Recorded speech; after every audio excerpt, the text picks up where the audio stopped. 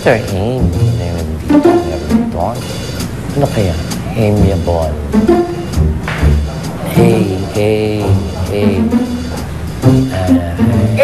Anger!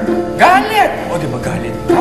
Magalit ka kay Jong. Pagmamurahin mo, express yourself. Kailangan ganon, ha? Kailangan anger ang word para sa A. Gugulatin akong ganon, kung atakayin ako sa pusa. Diyos ko niya, kung kailangan mong magka-heart attack para lang ma-realize mo na niloloko ka niyang mincho mo, di go ahead.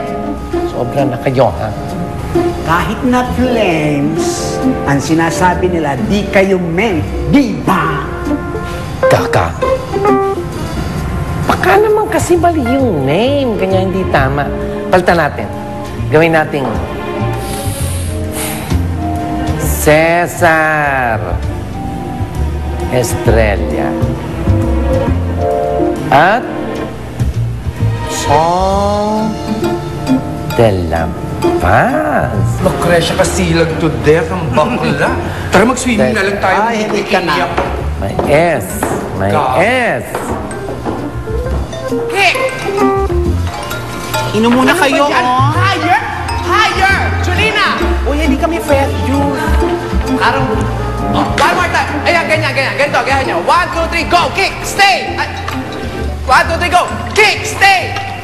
Ano ba yan? Hindi nyo kayang i-stay. Stay mo nung... Pwede na kayo magmerienda. Sandali. Gather everyone. As of now, wala si Sir Kenneth ninyo. He's on indefinite leave. Kaya nakikiusap ako sa inyo. Please lang, ayaw ko ng gulo at conflict. Yes, ma'am. Lalong-lalo ka na vodka. But, Mama, we're... Check! Mama! Pare, aminin mo na. Namiss mo tong bahay niyo eh.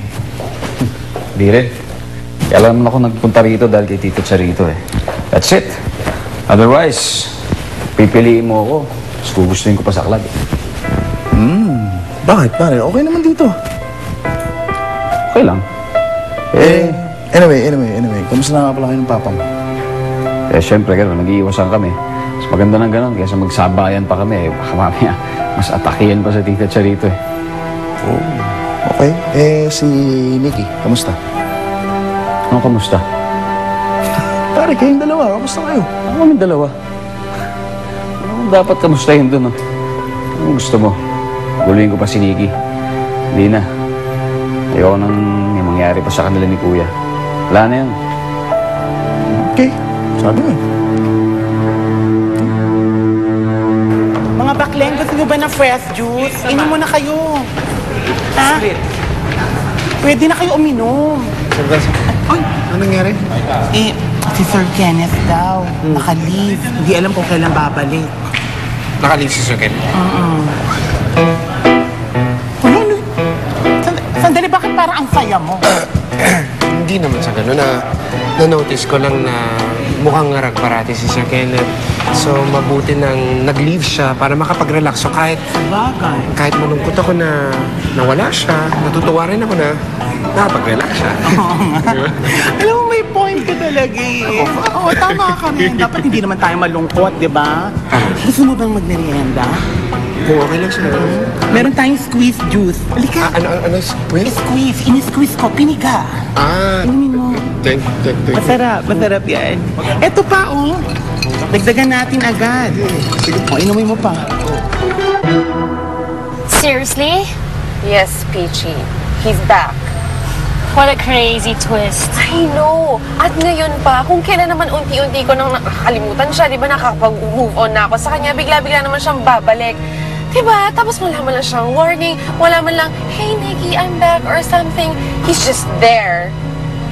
So, what's the plan now? I don't know. You know what's weird? Parang wala lang siyang pakialam sa nangyayari. Parang dead man lang siya. Hindi ko lang gagawin ko eh. That's it. You got it.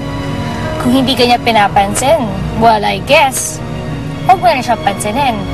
Right? You think that will work? I don't know. Pero kung unti-unti ka na naka-move on from Kenneth, you can use that as a test, right? And one more thing, pwede ka nang mas maging sweet kay Ramon. Bakit? Eh, di ba sinabi mo nang wala nang pakialam sa'yo si Kenneth, right? So, dun mo masisigurado kung naka-move on na nga talaga siya.